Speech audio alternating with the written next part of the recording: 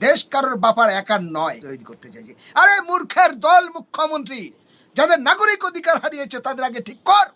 নেতারা শুভেন্দু অধিকারী এবং শ্রমিক ভট্টাচার্য, দিলীপ ঘোষ, এরা মুডটা অন্যদিকে ঘুরিয়ে দেওয়ার জন্য হিন্দু মুসলমানের দাঙ্গা লাগে। 2020 সালের আইন হয়েছিল, তাই এখন মসজিদ থেকে মাইক খুলে দিতে হবে। আমি হোসেন গাজী মানবাধিকার কর্মী হিসাবে তোমাদেরকে অনেক ভালোবাসি।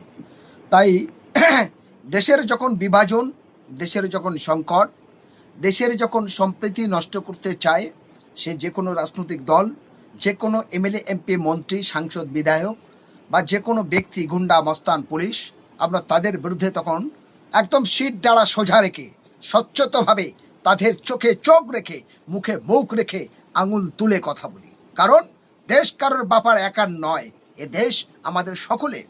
এ দেশে আমরা হিন্দু, মুসলমান, দলিত, আদিবাসী, শিখ, ইসাই সর্বস্তরের মানুষ একে অপরে মিলনতীতি, ভাই ভাইয়ের মতো, বন্ধুর মতো সম্পর্ক রেখে চলি। আর আমাদের সুন্দর সম্প্রীতি যারা ভাঙতে চাইছে তখন এটাকে মেনে নেওয়া যায় না। কারণ অনেক রক্ত জীবনের বিনিময়ে তবে দেশ স্বাধীন হচ্ছে, তবে দেশের সংবিধান গণতান্ত্রিক, তবে আমরা সবাই সমানভাবে একই ট্রেনে একই বাসে যাই, একই সঙ্গে মিলে চলি। আর একটা শ্রেণীর অসভ্য উগ্র সাম্প্রদায়িক আরএসএস এবং তাদের চাটোয়া দালাল মন্ত্রী এবং পশ্চিমবঙ্গের ডবল ইঞ্জিনের সরকার বারবার তিনি ধর্মের উপরে কোপ দিয়ে হিন্দু মুসলমানের ডিভাইড তৈরি করতে চাইছে। আরে মূর্খের দল মুখ্যমন্ত্রী, আগে 27 লক্ষ মানুষ যারা বাংলা থেকে বেনাগরিক তাদের অধিকারটা ঠিক কর। এত বড় কথা করে বলছে যে 27 লক্ষ মানুষের জীবন চলে যাচ্ছে, যাদের নাগরিক অধিকার হারিয়েছে তাদের আগে ঠিক কর। কত বড় ক্ষমতা তোর দেখি আমি। 1, 2, বাংলার কয়েক লক্ষ মানুষ বেকার হয়েছে, যাদের উচ্ছেদ করেছিস তাদের কর্মস্থানের ব্যবস্থাটা আগে কর। কিন্তু এই মানুষগুলোর মুড অন্যদিকে ঘুরিয়ে দেওয়ার জন্য বাংলার যে সমস্ত অসহায় গরিব মানুষ যারা টোটো চালায় তাদের রোটে ওটা বন্ধ, অটোওয়ালাদের বন্ধ, বেকারত্ব বাড়ছে, তাদের ক্ষুধার্ত মানুষের খাবার দে। অন্নপূর্ণা নিয়ে বড় বড় কথা বলেছে, সব মানুষের অন্নপূর্ণা যায়নি। 6 মানুষের কাছে, পশ্চিমবঙ্গে 11 কোটি মানুষ, 1 কোটিও এখন মানুষের অন্নপূর্ণা পায়নি। আরে কোথায় আছো ভাই? আগে সে ঠিক করো। এই মানুষের আন্দোলন গড়ে উঠবে, প্রতিবাদ গড়ে উঠবে, বিজেপির বিরুদ্ধে বিস্ফোরক গড়ে উঠছে। তাই বিজেপির নেতারা শুভেন্দু অধিকারী এবং শ্রমিক ভট্টাচার্য, দিলীপ ঘোষ, এরা মুডটা অন্যদিকে ঘুরিয়ে দেওয়ার জন্য হিন্দু মুসলমানের দাঙ্গা লাগিয়ে দিতে আছে।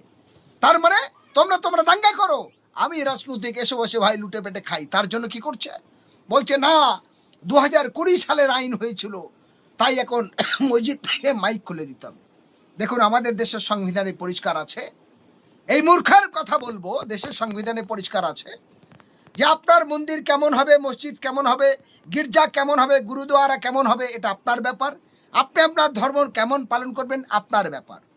আর দূষণ নিয়ন্ত্রণ নিয়ে যদি বলতে হয় তাহলে আমি শুভেন্দু অধিকারীকে বলতে চাই, দিলীপ ঘোষকে বলতে চাই, শ্রমিক ভট্টাচার্যকে বলতে চাই, তোমরাই বলেছিলে ঈদের নামাজ রেড রোডে পড়া যাবে না, তাহলে 7 দিন ধরে যখন 10 মিনিটের কর্মসূচি তুমি পালন করতে দিলে না, 7 দিন ধরে এই রোড বন্ধ করে তুমি যোগাসন করলে। কার বাপের জন্য? তোর বাপের রাস্তা, শুভেন্দুর বাপের রাস্তা না, শ্রমিক ভট্টাচার্যের বাপের রাস্তা না, সরকারি রাস্তা, সরকারি, সেই জায়গাটা সকলের জনগণের।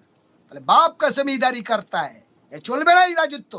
মানুষ, বাংলার মানুষের বলবো, জাত ধর্ম বিসর্জন দেবে, শিক্ষা, স্বাস্থ্য, কর্মস্থান, দেশের সম্প্রীতি, দেশের ঐক্যের জন্য এই অধম নেতা, লুটেল নেতার বিরুদ্ধে রুখে দাঁড়ান। যেমন মমতা শেষ হয়ে গেছে, বিজেপি শেষ হয়ে যাবে। আজান অতীতের ছিল, ভারতবর্ষের স্বাধীনতার পর আজান ছিল, আছে, থাকবে।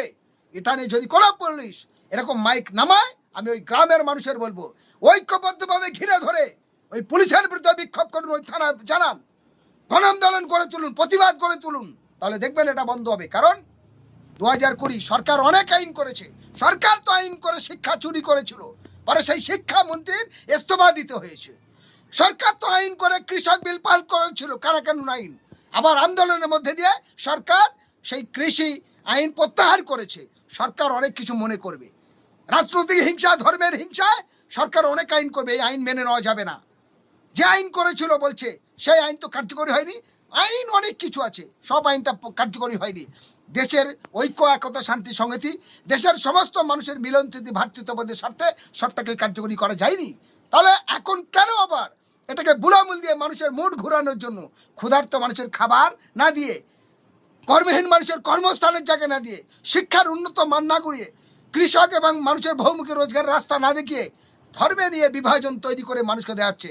আবার শুভেন্দু অধিকারী কি বলছে, বারুইপুর দেখেছেন তো, বারুইপুর আপনি চিটিং করেছেন, বারুইপুরে আপনি কারচুপি করেছেন, বারুইপুরে খুনিকে আপনি এনকাউন্টার করেননি, আপনি খুনিকে পুরস্কৃত করেছেন, চাকরি দিয়েছেন, টাকা দিয়েছেন।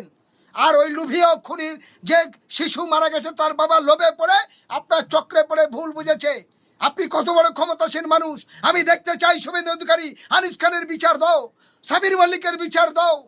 আমি দেখতে চাই তোমাকে, তুমি আনিস খানের বাপের বিচার দাও, আরিয়ান বিশ্বাসের বিচার দাও। শুভেন্দু অধিকারী মুখ্যমন্ত্রী মনে করলে বাবা কেলে সম্পত্তি পেয়ে গেছে, বাংলা রাজনৈতিক চিরদিন টিকবে না। 2029-এ বিজেপি বিদায় নেবে। আমি হোসেন গাজী মানবাধিকার কর্মী হিসাবে বুক ঠুকে বলছি বাংলার প্রত্যেকটা মানুষকে, এই স্বৈরাচারী সাম্প্রদায়িক বিজেপির বিরুদ্ধে রুখে দাঁড়ান, দেশের ঐক্য একতা গড়ুন। দেশে প্রতিনিয়ত জয় শ্রীরামের নামে হিন্দু মুসলিম দলিত আদিবাসীর মধ্যে বিভাজন তৈরি হচ্ছে। মানুষ আতঙ্কিতর মধ্যে আছে, বাংলা গোটা ভারতবর্ষে আতঙ্কিত রয়েছে। এই আতঙ্কিত কাটিয়ে এ দেশ আমাদের সকলের সমান। এ দেশে আমরা সকলে মিলনতিতে একসঙ্গে বাস ট্রেনে যাই। আমাদের এই ভালোবাসার ভ্রাতৃত্ববোধ সুন্দর বাংলা, সম্প্রীতির ভারতকে গড়তে চাই। RSS চাটুয়া যারা দেশ ভাগ করেছে, যারা ব্রিটিশের দালালি করেছে, তাদের এই বাংলায় কোন রকম যে ক্ষমতা এসেছিল, তৃণমূলের অত্যাচার, স্বৈরাচার, দুর্নীতির বিরুদ্ধে তাদেরকে ভোট দিয়েছে মানুষ তার পরিবর্তন করার জন্য। কিন্তু এরা তাদের থেকে আরো ভয়ঙ্করী কেউটো সাপের মতো রূপ নিচ্ছে। এই আইন মানা যাবে না। শুভেন্দু অধিকারীদের এই কালাকানুন আইন একের পর এক, এই গুন্ডাবি বস্তানি মেনে নেওয়া যাবে না। তারা নিজেরা গুন্ডা দমন বিলালচের গুন্ডাগিরি করছে, এটা মেনে নেওয়া যাবে না। তাই আমি বাংলার সর্বস্তরের মানুষের কাছে বলবো, জাতি ধর্ম বর্ণ নির্বিশেষে মানুষের কাছে বলবো, আজান নিয়ে, মন্দির মসজিদ নিয়ে যে বিভাজন তৈরি করছে, এটা রাজনৈতিক দলের কাজ নয়। এটা মানবতার হরণ করা, বিবেক হরণ করা, সংবিধানকে অপমানিত করা, সুন্দর সম্প্রীতি মিলন তিথিকে ভাঙা, মানুষের ভালোবাসাকে চুরমার করা, তার নাম হলো হিংসা। আর সেই হিংসা দিয়ে এটা ক্ষমতার অপব্যবহার করে দেখাতে চাইছে আমি কি পারি।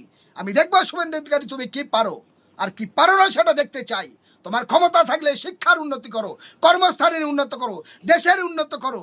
ধর্ম বিভাজন দিয়ে রাজনৈতিক হিংসা, ধর্মের হিংসা বেড়ে মানুষের মধ্যে লড়াই লাগাওনি, এটা তোমার কাজ নয়, এটা বেয়াদবের কাজ। তাই আমি বাংলার মানুষের বলবো, সবাই একসঙ্গে গর্জে উঠুন, প্রতিবাদ করুন। কোনো মন্দির মসজিদে মাইক খুলতে দেবেন না। কোনো মন্দির মসজিদে গেলে ঐক্যবদ্ধ গোটা গ্রামের একসঙ্গে মিলে ওই পুলিশ গাড়িকে ঘিরে ধরে বিক্ষোভ দেখান, তাহলে দেখবেন আস্তে আস্তে করে এটা কমজোরি হবে। আমি একদম জোরালো ভাষায় আপনাদেরকে বলছি। সবাই ভালো থাকুন, সুস্থ থাকুন।